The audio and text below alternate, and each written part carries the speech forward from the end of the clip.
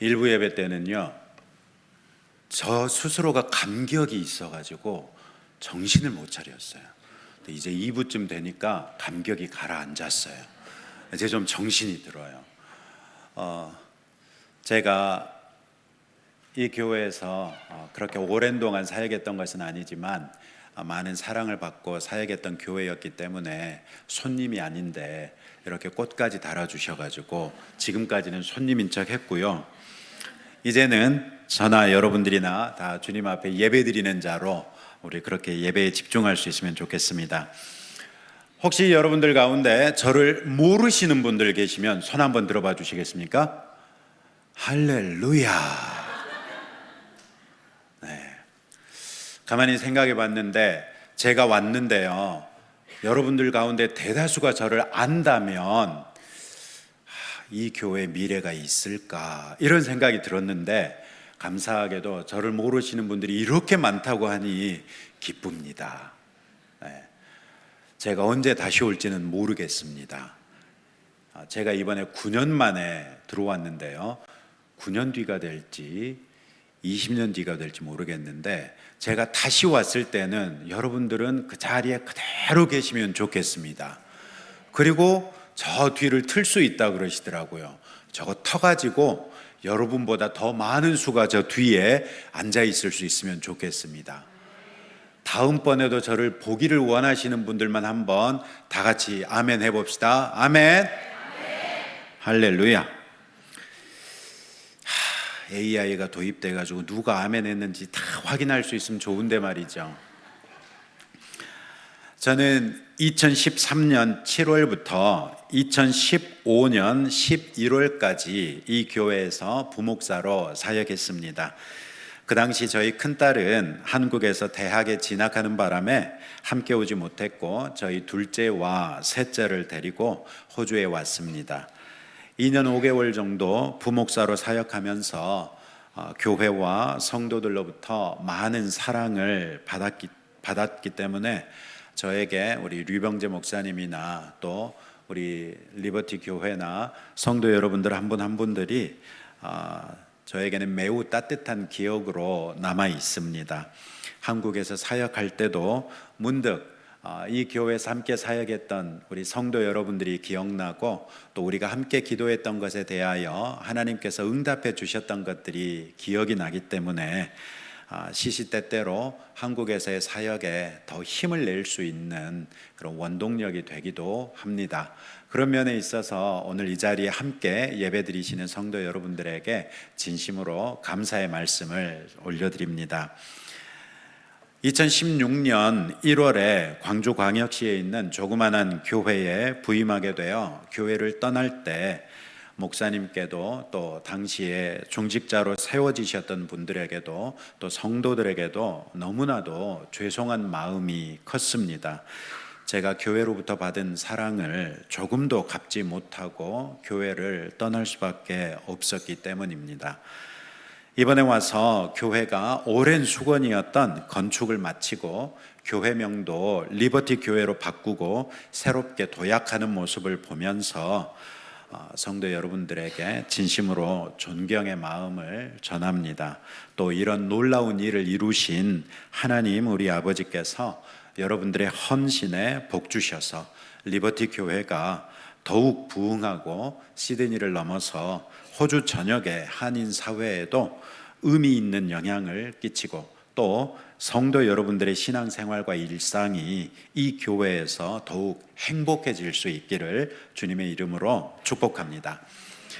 오늘은 누가복음 8장 40절로 56절까지의 말씀을 통해, 또 제가 부목사로 섬기는 동안에 우리 교회에서 있었던, 이 교회에서 있었던 사례들을 몇 가지 말씀 나누면서 리버티 교회와 또 성도 여러분들에게 하나님께서 어떤 복을 주셨으며, 과거에 우리에게 복 주신 하나님께서 오늘도 계시고 내일도 계시는 영원하신 아버지이신 것을 생각해 보면서 오늘 우리는 어떤 복을 기대할 수 있고 장차 미래에는 어떤 복을 주실지 함께 생각해 보는 그런 시간이 될 수 있기를 바랍니다.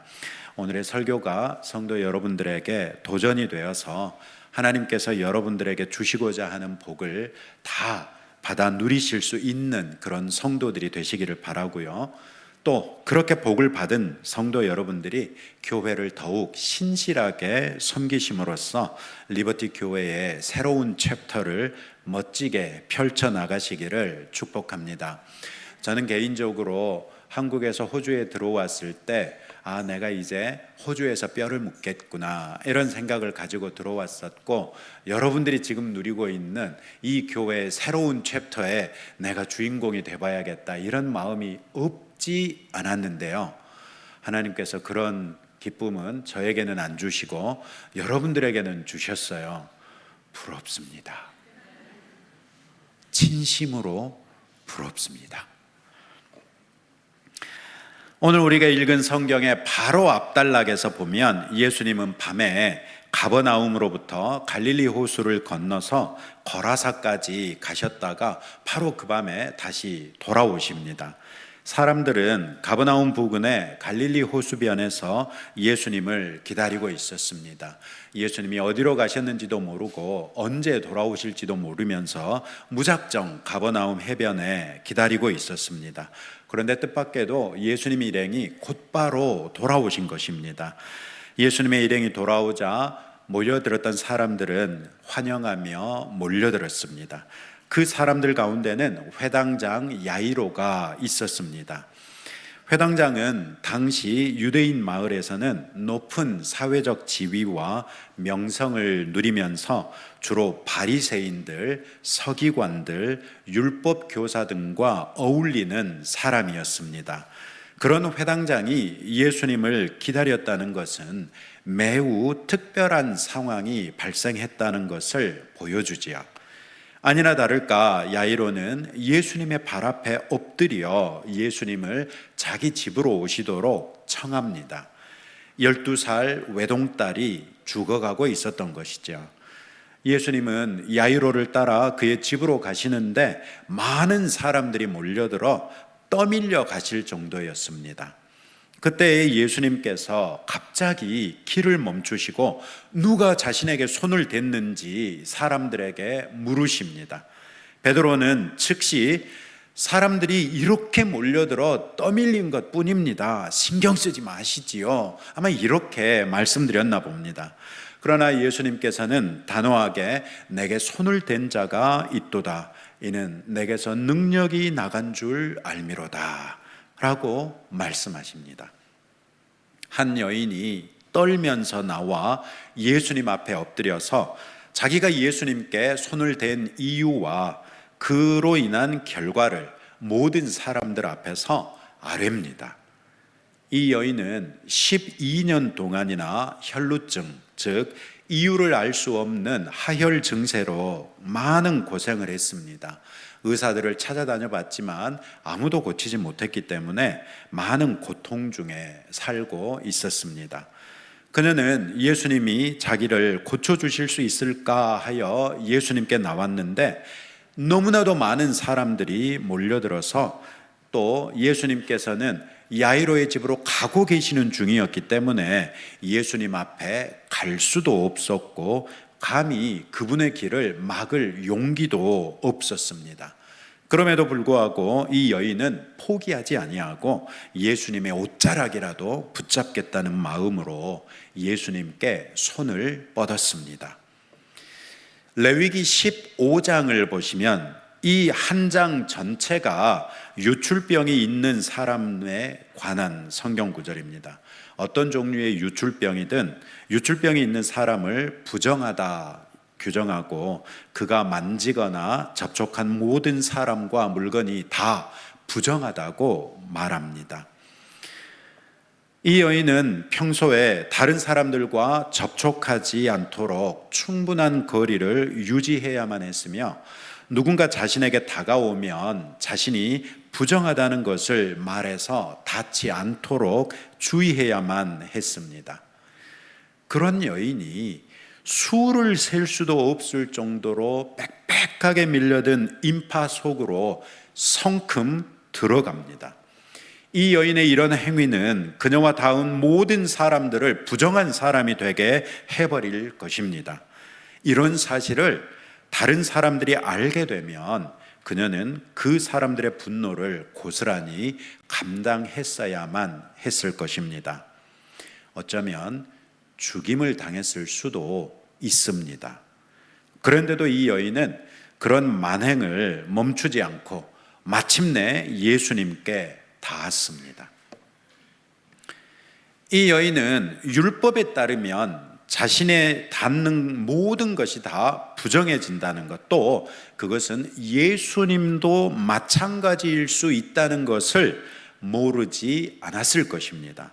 그럼에도 불구하고 이 여인은 예수님의 옷자락을 기어이 만지고 말았습니다.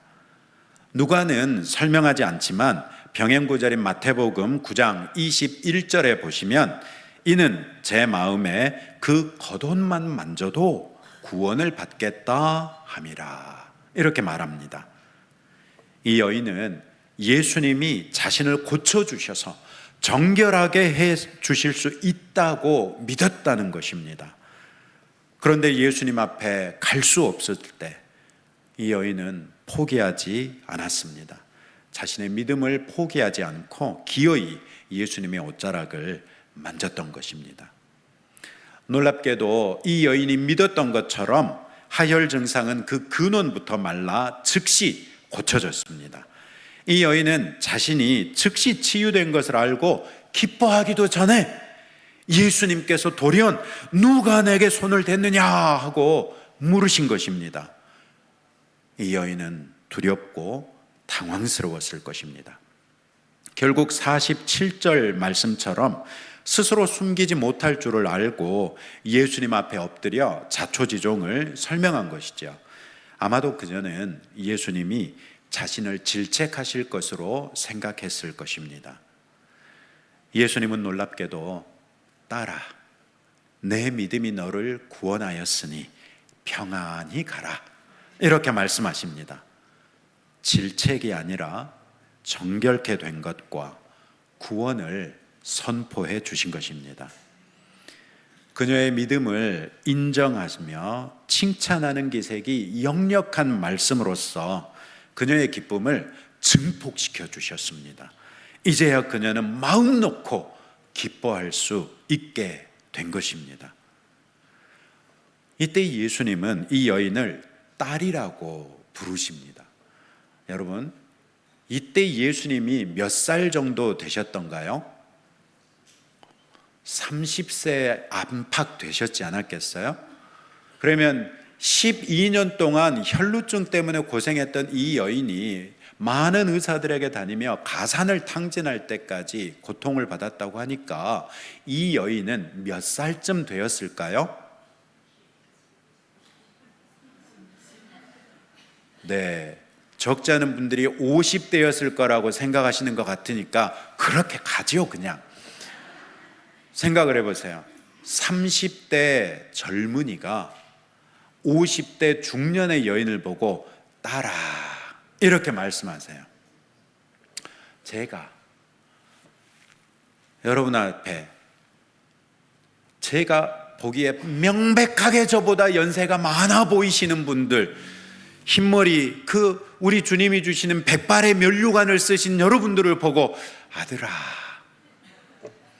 딸아, 여러분 어떻게 하시겠습니까?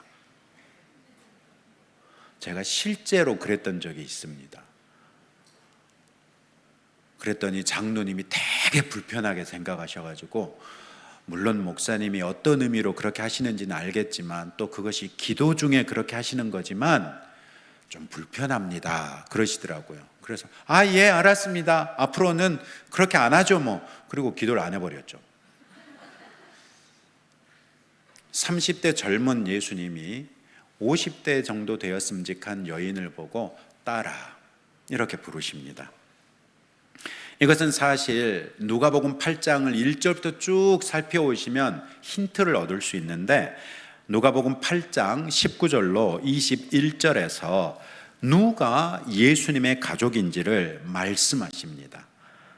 그 연장선에서 이 여인이 예수님의 가족이 되었다고 선언하신 것입니다. 그래서 가족의 표현 중에 하나인 딸이라는 호칭으로 부르신 것이죠. 생각해 보십시오. 이 여인은 무려 12년 동안이나 혈루증 때문에 가족과 공동체로부터 단절된 삶을 살았습니다. 그 삶이 얼마나 외로웠겠습니까? 그런데 예수님께서 더 이상 단절이 아니라 너는 이제 나와 연결되었고 너는 이제 유대인 공동체와 연합했다고 선언해 주시는 것입니다. 이 여인은 혈루증만 나아도 그게 어디냐 이런 마음으로 예수님께 손을 뻗었을 텐데, 예수님께서는 이 여인의 혈루증만 고쳐주신 것이 아니라 이 여인이 그 12년 동안 고통 중에 혼자 감당해야 했던 외로움과 거절감과 아무도 없다는 그런 고통까지도 한 방에 해결해 주시면서 당신은 나와 한 가족이 되었습니다, 이렇게 회복시켜 주신 것이죠. 예수님이 칭찬하신 이 여인의 믿음을 통해서 우리의 믿음의 현주소를 생각해 보고자 합니다. 이 여인의 믿음은 비상한 믿음이었습니다. 이 여인의 믿음은 먼저 예수님을 율법보다 위에 둔 믿음이었습니다. 율법은 그녀 자신뿐 아니라 그녀와 접촉한 모든 사람들을 부정하게 만들어버렸습니다. 그런데 예수님은 그녀와 접촉하셨음에도 불구하고 부정하게 된 것이 아니라 오히려 그녀를 정결하게 하셨습니다. 이것은 명백하게 예수님이 율법보다 위에 계시다는 것을 증명한 것이죠. 이 여인은 놀랍게도 율법 시대에 살면서도 율법을 뛰어넘는 예수님을 보았고 그 예수님을 믿었습니다. 또 이 여인의 믿음은 포기하지 않는 믿음이었습니다. 인파가 가로막아도 예수님이 이동 중이셔도 그녀는 포기하지 않고 기어이 예수님의 옷자락을 만졌습니다. 그런 면에서 이 여인의 믿음은 발상의 전환을 가져온 믿음이기도 합니다. 내가 예수님 앞에 갈 수 없다면 뒤쫓아가기라도 하겠다는 것이고, 내가 그분의 주목을 받지 못한다면 나는 뒤에서 옷자락이라도 만지겠다는 절박함이 가져왔던 발상의 전환이었습니다. 그녀의 믿음은 또한 담대하고 파격적인 믿음이었습니다. 자신의 행위가 어떤 결과를 가져올지 알고 있으면서도 그녀는 대담하게도 사람들을 비집고 예수님께 다가갔습니다. 이런 믿음은 죽으면 죽으리라 하는 결단을 가능하게 했던 것입니다. 이와 같은 담대함, 파격적인 결단은 결국 예수님만이 그녀에게 유일한 소망이었기 때문에 가능했던 것이죠. 오직 예수님만 믿는 믿음의 여인이었습니다. 우리의 믿음은 어떻습니까? 여러분도 예수님을 그 무엇보다도 높은 최고의 권위로 인정하십니까? 병원에 갔더니 의사가 그렇습니다. 3개월밖에 남지 않았습니다. 가족과 함께 의미 있는 시간을 보내시는 게 좋겠습니다. 그럴 때 여러분 어떻게 하시겠습니까? 예수님의 이름으로 하나님 앞에 나가서 기도하실 수 있겠습니까? 이런 건 쉽지요. 할 수 있어요. 그러나 우리가 믿음이 있다고 하면서 예수님께 맡기지 못하는 일이 얼마나 많지 않습니까? 저는 자녀가 셋인데 저희 자녀들을 양육할 때 내가 얼마나 하나님께 내 자녀들을 맡겼는가 생각해 보면 목사로서 좀 창피하긴 합니다. 그런데 이렇게 스스로를 창피하게 생각하는 제가 저희 자녀들을 홈스쿨링을 했습니다. 우리가 믿음으로 예수님의 이름으로 하나님께 맡기지 못하는 일들이 얼마나 많은데, 우리가 이 여인의 예수님을 가장 높은 위치에 두는 그 믿음에 필적할 수 있다고 얘기할 수 있겠습니까? 여러분은 끝까지 포기하지 않는 믿음을 가지셨습니까? 류병재 목사님은 끝까지 포기하지 않는 믿음의 사나이십니다. 제가 이 교회에서 사역할 때만 해도 우리 성도들 가운데 이렇게 아름다운 건물을 완공할 수 있을 것이라고 믿었던 사람들이 별로 없었습니다. 그런데 놀랍게도 여러분들이 이렇게 놀라운 건물 안에서 함께 예배드리고 있습니다. 정말 믿음은 바라는 것들의 실상이고 보이지 않는 것들의 증거라는 것을 다시 한번 확인할 수 있게 된 것입니다. 여러분도 믿음 때문에 발상의 전환을 경험하신 적이 있습니까? 제가 이 교회에서 사역할 때 어떤 장로님을 위해서 기도하면서 그런 기도를 했던 적이 있습니다. 하나님께서 우리 장로님에게 창의적인 방법으로 새로운 수입을 만들 수 있도록 은혜를 더하여 주십시오 라고 기도를 했는데 몇 달 지나가지고 장로님이 식사를 하자는 겁니다. 잘 얻어먹었죠. 왜 그랬겠어요? 자신이 생각도 해본 적이 없는 방식으로 몇천 불을 버신 거예요. 덕분에 맛있게 얻어먹었습니다. 여러분 역시 믿음 때문에 대담하고 파격적인 일이라도 주저없이 할 수 있겠습니까? 성경에는 믿음 때문에 파격적인 일을 했던 사람이 또 등장합니다. 친구가 병상에 누워가지고 아파 있는데 예수님의 소문이 들렸습니다. 친구 4명이 침상에 들고 예수님께 왔습니다. 이 여인하고 비슷한 상황입니다. 얼마나 사람들이 많았는지 예수님 계신 방으로 들어갈 수도 없었습니다. 어떻게 했습니까? 남의 집 지붕을 뜯습니다. 여러분, 이 당시 이스라엘 집의 지붕이 조립식이 아닙니다. 그냥 흙을 개어가지고 지프로 섞어서 촘촘하게 해가지고 그거를 지붕을이랍시고 만들고 잘 말리면 그게 지붕인 겁니다. 그러니 그것을 뜯을 때 깔끔하게 뜯겼겠습니까? 밑에서 예수님이 말씀하고 계시는데 막 먼지가 부스 떨어지고 지푸라기 떨어지고 흙더미 떨어지는 이런 상황을 생각을 해보십시오. 그러면 다른 많은 사람들이 어떻게 생각했겠어요? 여러분 같으면 어떻게 하셨겠어요? 제가 막 설교를 하고 있는데 갑자기 위에서 먼지가 우수수 쏟아지고 뭐 침상에 막 사람들이 들려가지고 내려오고 있다고 생각을 해보세요. 여러분 같으면 어떻게 했겠어요? 큰 소리 치고 아우성 치고 뭐 하는 짓이냐고, 내가 오늘 교회 열려고 머리카락도 새롭게 하고 이렇게 왔는데 이 뭐 하는 거야? 그러지 않았겠습니까? 믿음이 파격적인 일을 하게 하더라고요. 글쎄, 오직 예수님 한 분만을 의지하는 절박함이 여러분들에게도 있습니까? 이제 야이로에 대해서 한번 생각해 보시죠. 예수님과 이 여인이 대화하는 동안 야이로의 마음은 어땠을까요? 집에 12살 내 딸이 죽어가고 있는데 예수님이 빨리 가셔야 뭔가 해결이 될 것도 같은데, 아니 잘 가다가 왜 멈추신단 말입니까? 내 마음은 어쩌라고, 왜 멈추시냐고요.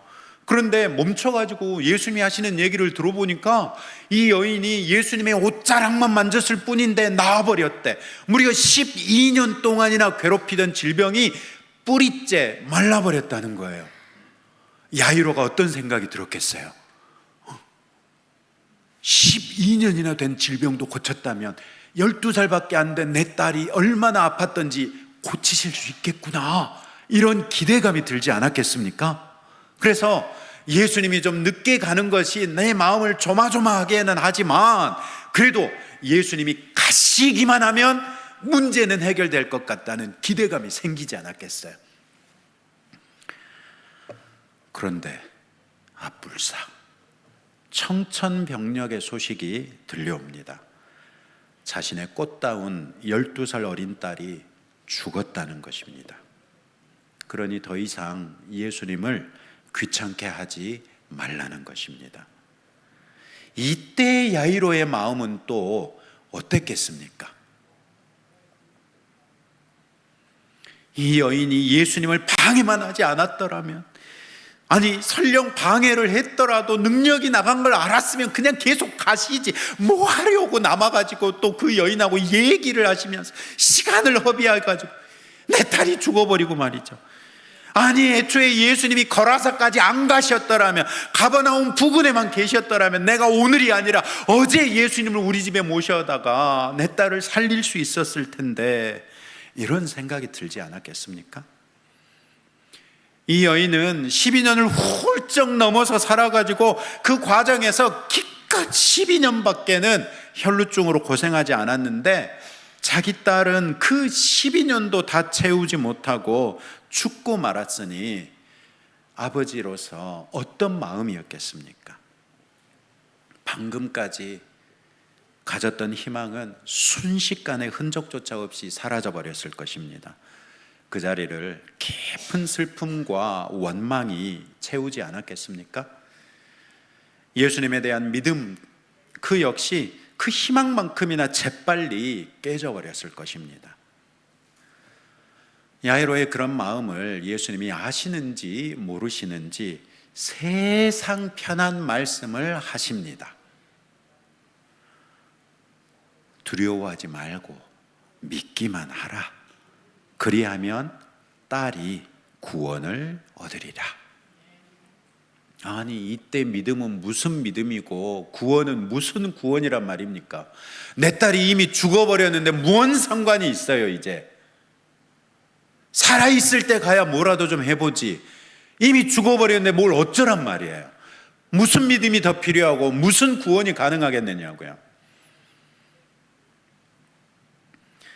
회당장임에도 불구하고 자기 친구들의 눈총을 뒤로하고 예수님한테까지 나왔단 말이에요. 내가 회당장인데 내가 예수님 앞에 엎드리기까지 했는데 무슨 믿음을 이제 와서 얘기하시는 거냐는 것입니다. 아이러니하게도 예수님이 말씀하신 믿음은 바로 그 믿음입니다. 회당장으로서 자신의 친구들의 눈총을 뒤로하고 예수님 앞에 나와 그분 앞에 엎드릴 수 있었던 그 믿음을 말씀하는 것입니다.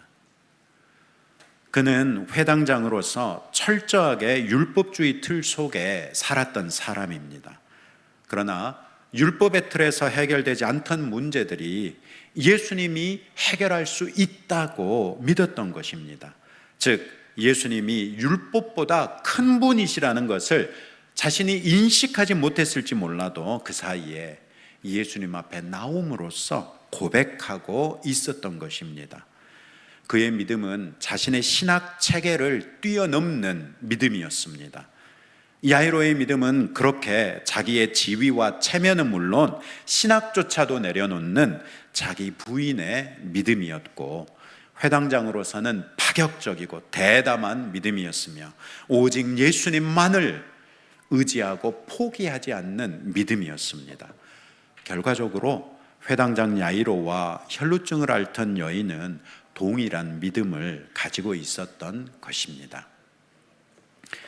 예수님은 야이로의 딸이 이미 죽어버렸는데도 그 믿음을 말씀하시면서 믿기만 하라 이렇게 말씀하십니다. 그리하면 그 딸이 구원을 얻을 것이라고 합니다. 무슨 구원을 말씀하시는 것일까요? 제가 야이로였다면 그렇게 생각했을 거예요. 그렇습니다. 제가 믿음은 있습니다. 그러나 이미 내 딸이 죽었으니 이제 예수님의 은혜로 이 딸이 천국에 들어갈 수 있기를 바랍니다. 살아생전에 이 땅에서 질병으로 고통하다가 죽었으니 죽어서는 천국에서 평안하게 지낼 수 있기를 바랍니다. 그 구원이라도 이루어 주옵소서. 제가 야이로였다면 그렇게 생각했을 것입니다. 그런데 놀랍게도 예수님이 혈루증을 앓던 여인에게도 그녀의 믿음이 그녀를 구원했다고 말씀하신 것을 기억해야 합니다. 일부 번역본들은 이 두 단어를 서로 다른 단어로 번역하기도 하지만 헬라어 원어 성경에서는 동일한 단어가 사용됐습니다. 시제만 다릅니다. 여인은 이미 낳았기 때문에 완료 시제로 표현되어 있고, 이 소녀는 장차 어떻게 될 것이잖아요. 그래서 미래 시제로 표현된 것만 다릅니다. 동일한 단어를 사용하심으로써 예수님은 여인을 고치셨던 것처럼 이 소녀도 고칠 수 있다는 것을 말씀하고 계신 것입니다. 야이로가 예수님의 그런 의도를 알았는지 몰랐는지는 모르겠지만 적어도 누가복음과 다른 병행구절인 다른 복음서에서도 야이로가 예수님이 자기 집에 오시는 것을 만류했다는 기록은 없습니다. 최소한 야이로는 예수님이 하시고자 하시는 대로 하도록 내버려 두었던 것입니다. 예수님은 그 집에 도착하셔서 아이의 부모와 베드로, 요한, 야고보 이 세 사람만 데리고 들어가셔서 다른 사람들은 들어오지 못하게 하십니다. 들어가셔서는 딸의 죽음 때문에 슬퍼하면서 장례를 준비하고 있던 사람들을 꾸짖으십니다. 그러면서 울지 말라, 죽은 것이 아니라 잔다, 이렇게 말씀하십니다. 아니, 어떻게 사람의 죽음을 가볍게 처리할 수 있겠습니까? 사람들은 이 소녀가 정말로 죽었는지 반복해서 확인하지 않았겠습니까? 두세 사람이 번갈아 가면서 콧구멍에 손가락도 대보고 화장지는 없었겠네요. 뭐라도 대보면서 말이죠. 들숨 날숨이 있는지 어쩐지 만져보면서 맥은 뛰는지 이렇게 확인하고 나서야 비로소 정말로 죽었다 하는 걸 알았지 않았겠습니까? 사람들은 소녀의 죽음을 확실하게 확인했었을 것이기에 그렇게 말씀하시는 예수님을 비웃을 수밖에 없었어요. 이에 아랑곳 않고 예수님은 죽은 소녀의 손을 잡고 아이야 일어나라 말씀하시고 죽었던 소녀는 즉시 일어납니다. 현장은 아마도 순식간에 잠잠해지고 움직이는 사람조차 하나도 없었을 것입니다. 그때 예수님의 다른 말씀이 들립니다. 먹을 것을 줘라. 확실하게 살아났다는 걸 예수님께서 확인하시는 겁니다. 배고프겠다, 빨리 먹을 거 줘라, 이 말씀을 하신 것이거든요. 56절은 그 부모가 놀랐다고 하는데 어찌 놀라지 않을 수 있었겠습니까? 죽은 딸이 살아났는데 말이죠. 예수님은 믿음이 질병을 고칠 뿐만 아니라 죽은 자도 되살릴 수 있다는 것을 보여주셨습니다. 여인과 야이로의 믿음이 둘 다 율법보다도 예수님을 우위에 둔 믿음이었기 때문에 율법으로는 불가능한 일들이 예수님의 말씀으로는 이루어졌습니다. 예수님은 이로써 자신이 율법보다 큰 분이시라는 것을 보여주셨습니다. 그리고 율법보다 크시고 신학을 포함한 모든 인식을 초월하시며 모든 문제에 대한 근본적인 해결책을 가지셨을 뿐만 아니라 내가 바라는 것보다도 내게 필요한 것마저도 완벽하게 해결해 주시는 그 예수님의 능력을 경험하기를 원하는 사람들에게 믿음을 보기를 원하셨습니다. 예수님은 바로 전날 갈릴리 호수를 건너가셨습니다. 너무 피곤해가지고 배에서 주무셨습니다. 그런데 하필 그때 갈릴리 바다에 광풍이 불고 물결이 넘칠대더니 이제는 배로 물이 막 넘어 들어오는 상황입니다. 제자들이 어떻게 해보다가 어쩔 수 없이 예수님을 흔들어 깨웁니다. 주님, 우리가 죽게 되었습니다. 예수님께서 일어나셔서 뭐라고 말씀하시나요? 8장 25절에 보시면 너희의 믿음이 어디 있느냐, 이렇게 말씀하십니다. 예수님은 이처럼 좋은 땅에 뿌려진 하나님의 말씀이 자랄 수 있는 유일한 비결로 믿음을 강조하신 것입니다. 여러분에게도 이런 믿음이 있습니까? 남들이 뭐라 해도 나는 예수님의 이름으로 내 아버지 되신 하나님께 갈 거야 하고 기도하며 하나님 앞에 나올 수 있는 믿음이 있습니까? 그래서 여러분들의 마음속에 하나님의 말씀이 뿌리를 내리고 줄기를 세우고 가지를 뻗어서 잎사귀가 나고 열매가 맺혀 있는 그런 삶이 요즘 여러분들의 삶입니까?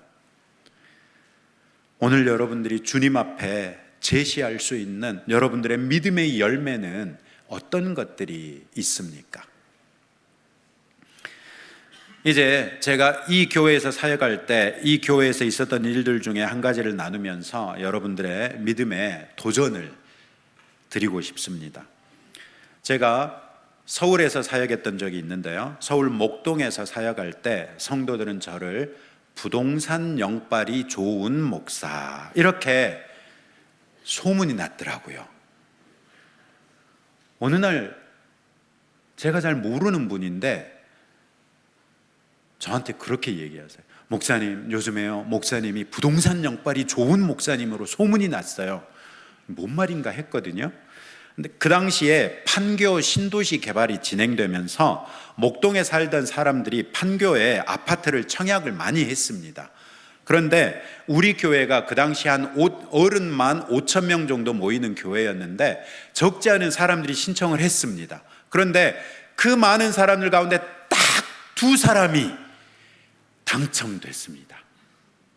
그런데 이 두 분이 다 당시에 저와 제자 훈련반을 하고 계시던 집사님이었습니다. 물론 제자반에서 기도했지요.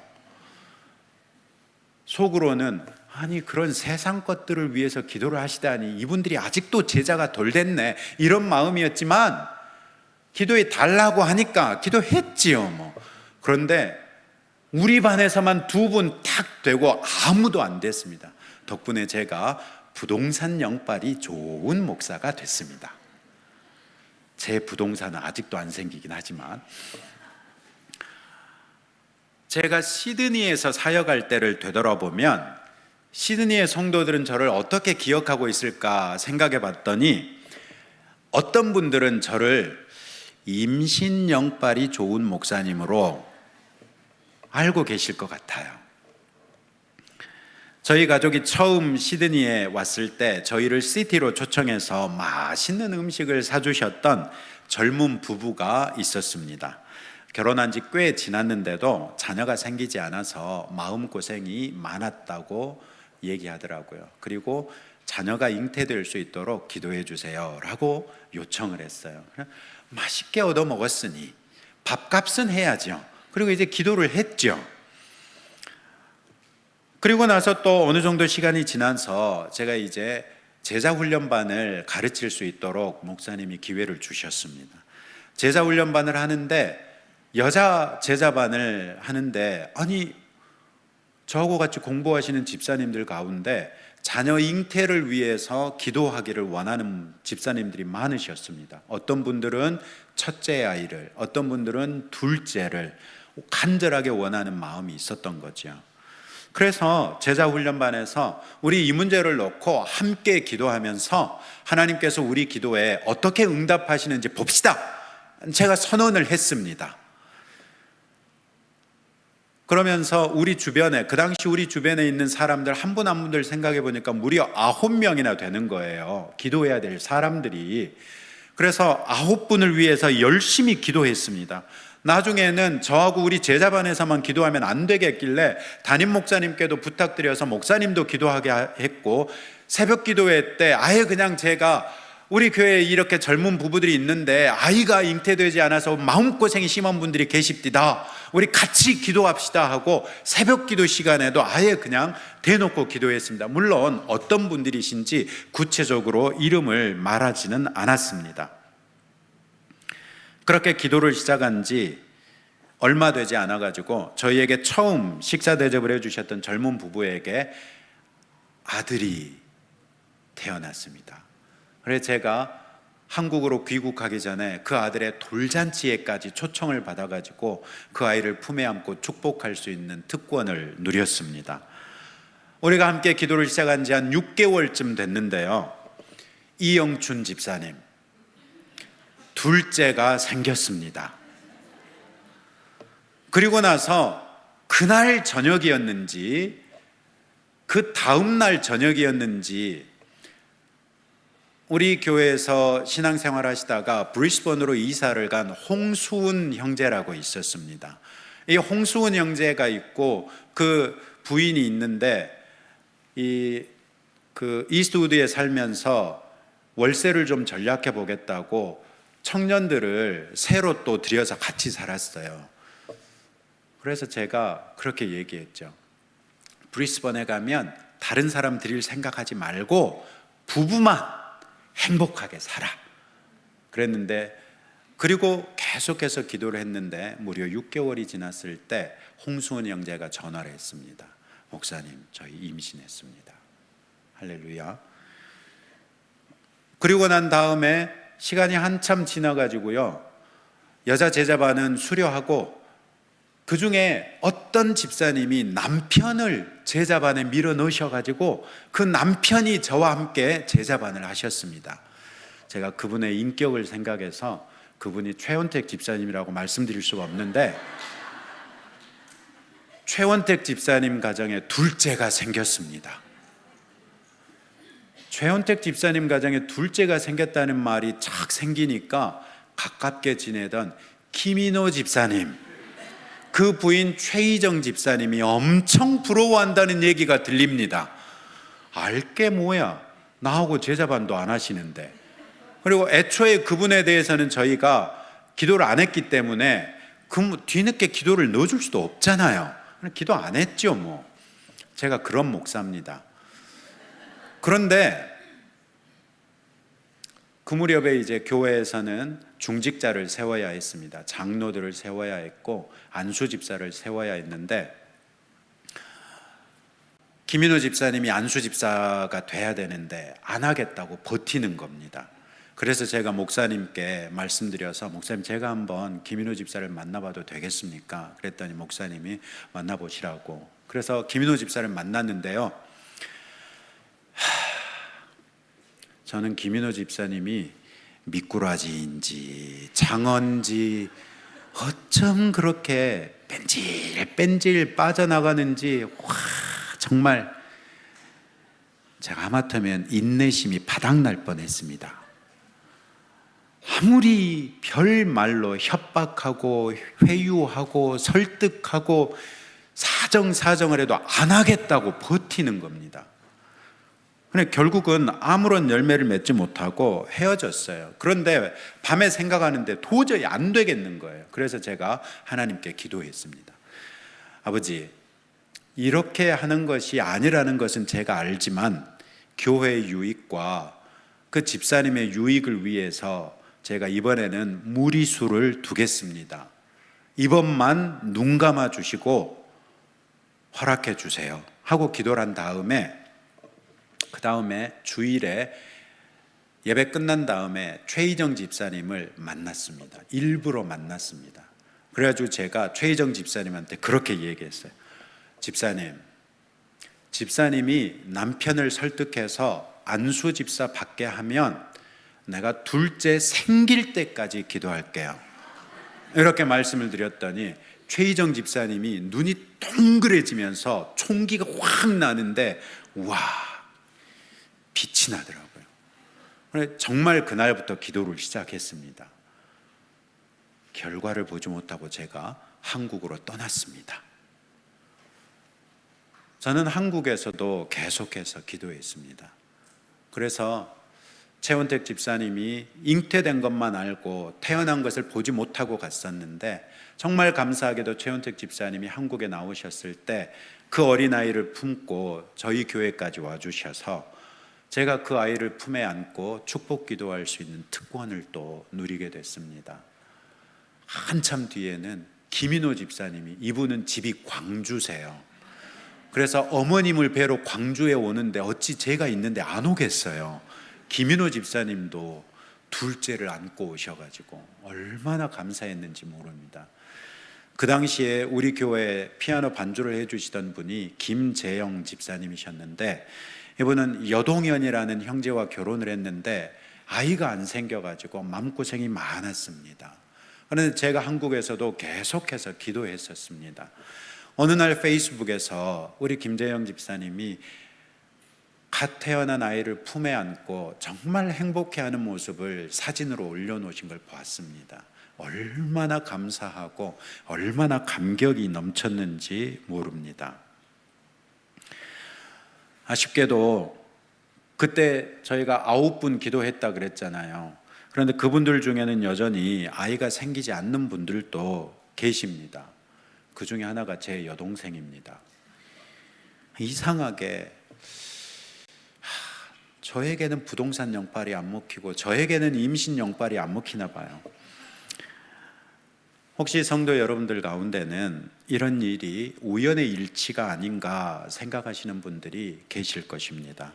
그러나 당시에 함께 기도했던 우리 담임 목사님, 우리 제자번 집사님들, 또 새벽에 함께 기도하셨던 우리 권사님들과 성도들은 명백한 기도의 응답일 수밖에 없습니다.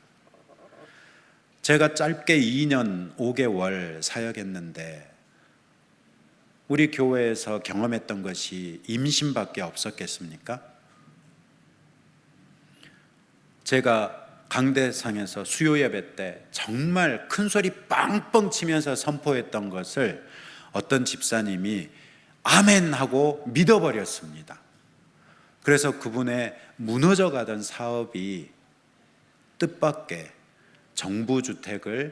정부주택의 화장실 그 개보수 공사로 인해서 다시 살아나는 경우도 있었습니다. 제가 2년 5개월 있는 동안에 그런 일들이 있었다면 우리 류병재 목사님이 이 교회를 개척해서 이만큼 키워오시는 동안에 목사님이 경험하신 놀라운 일들은 얼마나 많지 않았겠습니까? 이 중에는 목사님과 함께 교회를 개척하셨던 분들도 계실 텐데 여러분들 기억을 되돌려 놓고 보면 하나님께서 이 교회를 통해서 역사하신 일들이 얼마나 많은지 셀 수도 없지 않겠습니까? 바로 이런 일들 때문에 저에게 있어서 리버티 교회는 제 마음속에 늘 하나님께서 사랑하시는 교회이고 하나님께서 사랑하시는 성도로 기억되고 있는 것입니다. 저는 리버티 교회가 하나님께서 함께 하시고 일하시는 교회라는 것을 이렇게 아름답게 교회 건물이 지어진 것을 통해서도 알 수 있고 교회가 지어진 후에 점점 더 늘어나고 있는 성도들을 보아서도 알 수 있습니다. 오늘 저는 이 자리에 계신 성도 여러분들에게 도전합니다. 여러분들은 기도할 수 있을 정도로 믿음이 있습니까? 오직 예수님만 의지할 정도로 믿음이 있습니까? 절박해서 과감하고 파격적이며 틀을 깨뜨리는 참신한 시도라도 마다하지 않을 만한 그런 믿음이 있습니까? 지금까지의 여러분의 생각과 인식과 심지어는 신학적인 틀마저도 기꺼이 깨뜨릴 정도로 그리고 모든 문제를 해결하시는 예수님께 나올 수 있는 그런 믿음이 있습니까? 저는 이런 믿음이 있습니다. 목사가 강단에서 하나님의 이름으로, 예수님의 이름으로, 성령님의 이름으로 선포하는 것을 청중에 앉아있는 성도들이 믿음으로 받아들인다면 그분들이 믿음으로 받아들인 그 일에 대하여 하나님께서 책임지신다고 믿습니다. 그리고 그 증거를 너무나도 많이 보았습니다. 몇 날 며칠 밤을 새울 수 있습니다. 이 교회에서 일어난 일만으로도 몇 날 며칠 밤을 새울 수 있습니다.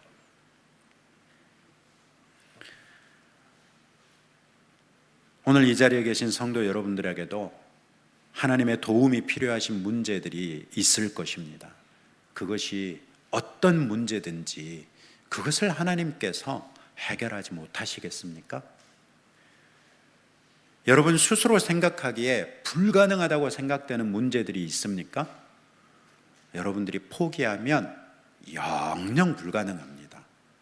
그러나 능치 못함이 없는 하나님께 맡겨드리고 여러분이 믿음으로 오늘 예수님이 말씀하신 그런 믿음으로 하나님 앞에 엎드린다면 능치 못함이 없는 하나님이신데 무엇을 못하시겠습니까?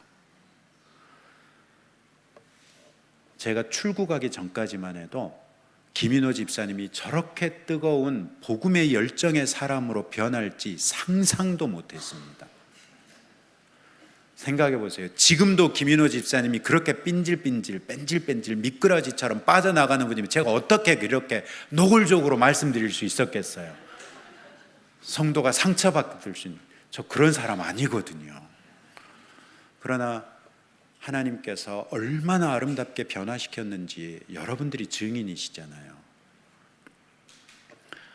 혈루증을 앓던 여인의 문제를 해결해 주신 하나님, 야이로의 딸을 되살린 예수님이 여러분들에게도 믿음의 보상을 주실 것입니다. 할렐루야. 믿으시기 바랍니다. 기도하겠습니다. 하나님 아버지, 그리스도 예수를 믿는 믿음을 우리에게 선물로 주셔서 구원해 주신 은혜에 감사합니다. 그 믿음이 우리의 삶 속에서 더욱 자라나 예수님을 무엇보다도 높은 분으로 인정하는 믿음을 원합니다. 우리에게도 주님의 도움이 절박한 문제들이 있습니다. 지금까지의 내 생각과 인식과 편견의 틀을 깨뜨려 주시고 오직 예수님의 이름으로써 우리의 문제들을 해결해 주시기를 간절히 기도합니다. 하나님께서는 혈루증 여인에게만 하나님이신 것이 아니요 야이로에게만 하나님이신 것이 아니라 내게도 하나님이시라는 것을 고백합니다. 우리에게도 주님의 능력과 권위로서 역사하여 주셔서 주님을 경험할 수 있도록 은혜와 자비를 베풀어 주옵소서. 예수님 이름으로 기도합니다. 아멘.